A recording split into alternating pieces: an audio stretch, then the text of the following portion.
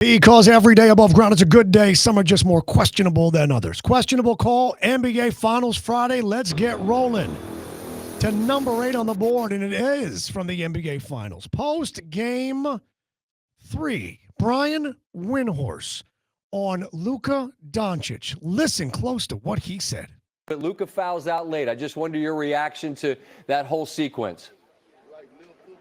Yeah, I thought it was perfect that Luka fell onto the ground there in an unacceptable position to put himself in with 4 minutes left with 5 fouls, and then immediately looks at the bench and says, "You better bleeping challenge it," as if it's the bench's fault that he just made a terrible play. I'm standing here in the Mavericks tunnel. Over there is the Celtics tunnel. That's where the winners are. If Luka's ever going to be a winner coming out of this tunnel here, he is going to have to use what's happened in this finals as a learning experience. His defensive performance is unacceptable. He is a hole on the court. The Celtics are attacking him. They are ahead in this series because they have attacked him defensively. Tell us how you really feel. And then Wendy continued. Listen to this. We've got a situation here where Luka is complaining about the officiating. They have begged him. They have talked with him. They have pleaded with him. He is costing his team because of how he treats the officials. He's a brilliant player. He does so many things well. They are here because of how he did.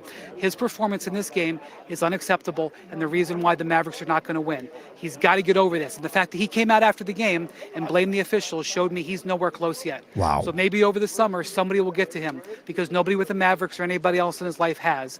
And that's where the Mavericks are at this point. They're never going to get to this tunnel with the trophy if he doesn't improve those aspects of his game. Wow. Question on the board. Question. Wendy, is he on point or went too far?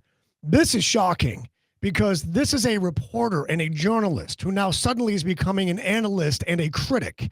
This feels emotional. He starts to lose control of his emotions.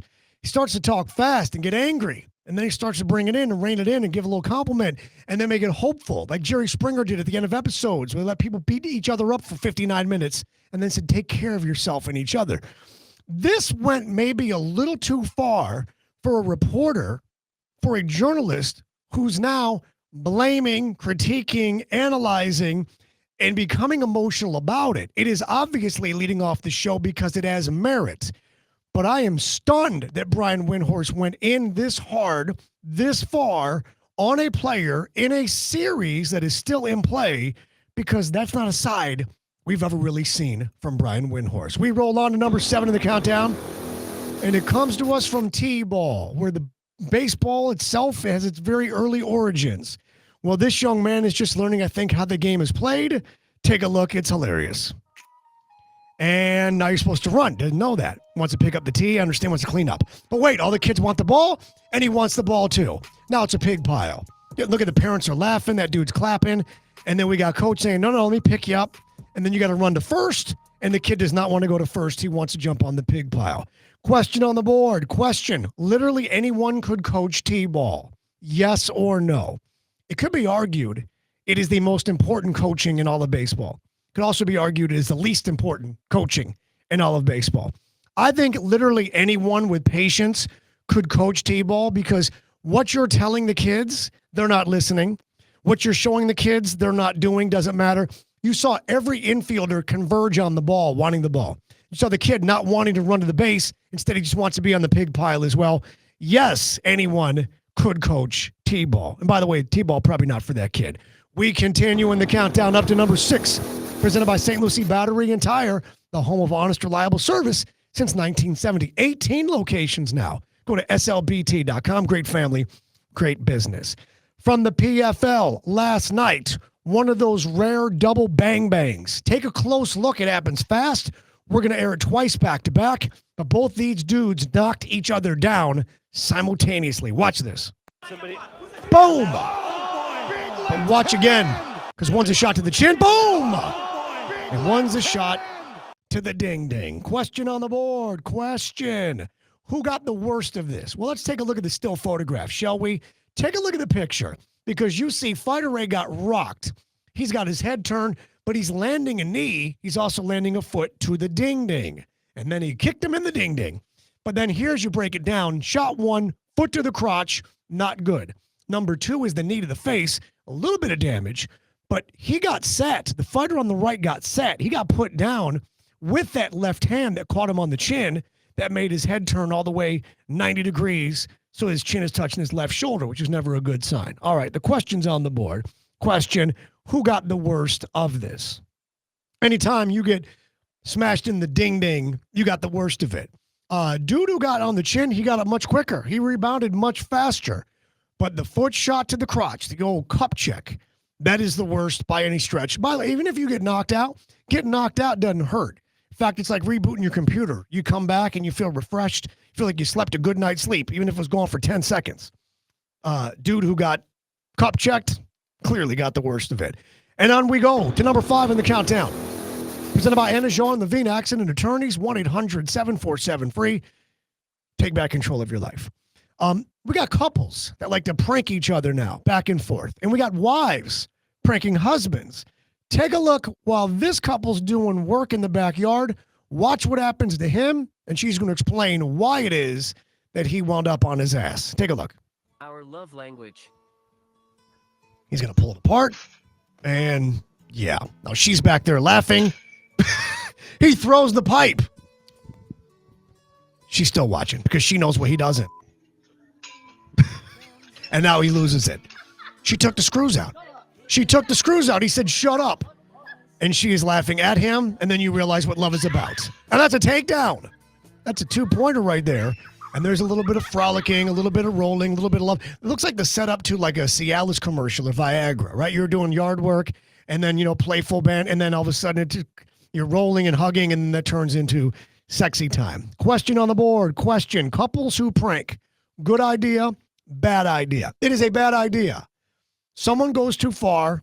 Someone gets mad. Someone ruins something. The pranking thing is all fun and games, and you see it here on YouTube and online with the one couple that drops like balloons with flour or paint on each other's head. I'm going to tell you right now, if you are a couple that likes to prank each other, call a ceasefire, call a truce.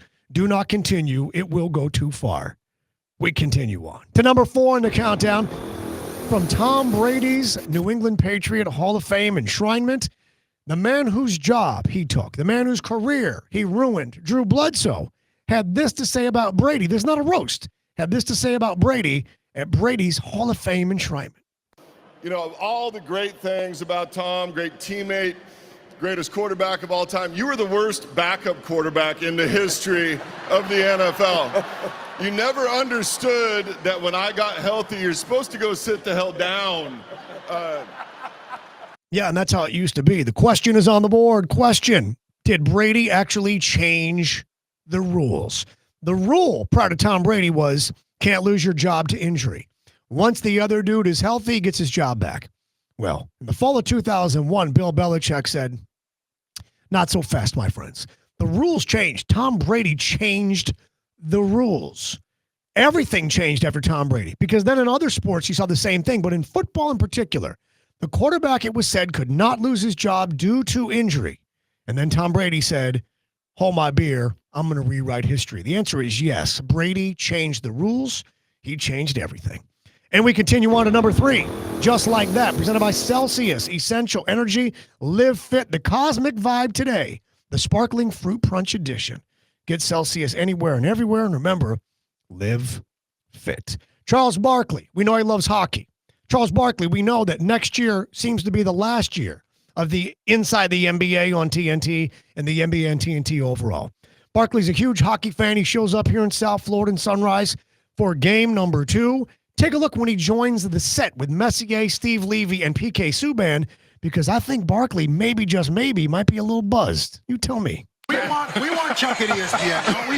I think everybody wants him everywhere. How are the negotiations going? Did you want to get into that now? Well, listen, I wish I had a job next year. Are you still on LinkedIn? I'm LinkedIn. I put on my resume, they're like, you never had a real job. I said, that's not my fault. Barkley laughing at his own jokes. And then he gets to wind up behind the scenes, Wayne Gretzky. And by the way, the upcoming superstars of this NFL draft, which is 2 weeks from tonight, as a matter of fact. Barkley joking around with Wayne Gretzky. Take a look. You're Wayne Gretzky. I used to watch you when I was a little kid. You were great. I used to watch him when I was a little kid. He's amazing. I watch you on TV all the time, so they all even know. I met these young guys, man. They're awesome. Hey, y'all getting a chance to meet the greatest hockey player ever. Y'all go ahead and do y'all thing. I appreciate it. I call him a friend of mine. I used to watch you when I was a little kid. It was in black and white. I've never seen you in color. I've never seen you. These are old jokes that he's recycling clearly. Question on the board. Was Barkley actually buzzed? Yes or no? He's seen Buzz on the ESPN set, and then this came after that. How many times did he say, I used to watch you when I was a little kid? I think he said 3 times where he had the future draft picks in place. Barkley was beyond buzzed. I think Barkley was hammered. He cussed when he went on Canadian TV. He referenced a dude that they fired because of inappropriate comments and conduct and such on the Canadian TV. Then he goes on ESPN. He's talking about not having a job. And then he's back there. By the way, Barkley, Wayne Gretzky, they're 2 years apart. Literally 2 years. They're born 2 years apart. I used to watch you when I was a little kid in black and white. Charles Barkley on camera, on set of networks he doesn't work for, doing it absolutely buzzed. Yes, Barkley buzzed. To number 2, we roll on. Coming to us from the Pittsburgh Pirate broadcast booth, listen very closely to what you think you might hear during this play-by-play. Hour. 95 and higher considered hard hits. Or barrel balls, I guess you'd say. 1 ball, 1 strike. All right, well, it sounded, can we watch it one more time? It sounded like somebody tooted. Listen again. 95 and higher considered hard hits. Or barrel balls, I guess you'd say. There it is. And by the way, CCAT, good job pushing up the audio level. Wasn't that loud in real life? Mm-hmm. No. Then the next night, same broadcast team, they go on and reference that they're all over social media. They're all over the internet being accused of farting on the air. Listen. All fouled off, right? But we're happy that everybody's watching and listening. And listening very closely to what they think they hear. Very closely. Yeah. Happy to say that I'm feeling okay today. How are you feeling? Yeah, I'm feeling great. Okay. I was feeling good last night, too, by the way. Me as well. I know they're concerned. Question on the board. Question. Did somebody actually toot? Yes or no? I don't know what other sound it can be. There's other explanations. It could be something. But generally, the simplest explanation is the correct explanation. It's a rule called Occam's razor. Google it. Somebody farted live on the air, and then they went out of their way to try and dismiss it and deny it the next night. That was what you thought it was. That was a toot. And just like that, we're all the way to number 1 on this Friday edition. And by the way, hit subscribe before we go any further, please, and tell your friends to do the same. We got Caitlin Clark out and about with the people, the little people, the children, the future generations of basketball. Take a look at Caitlin Clark on the playground with a young man. Watch how this goes. Just chilling. That's right. That wasn't fair, he said, and she said, oh, that's not fair. Can we watch it one more time? Watch with the ease she dismisses this, and watch how little she cares. And by the way, little boy, get your hand out my face. A little boy comes with his hand on my face like that, I'm probably swatting it. I'm not even lying. Question on the board. Question. Was this actually unfair? Yes or no? Hell no, little boy. Have some of that. Life is not about, oh, get out of my way, let me. What's she supposed to do? Let him score? Get out of here. That's not how life works. Keep your participation trophy and your ribbon and all that feel good and fake and let the kid, no, let that, earn it. You know what's unfair? Life, young man. Wait and see. It's unfair that she blocked your shot. What's she supposed to do?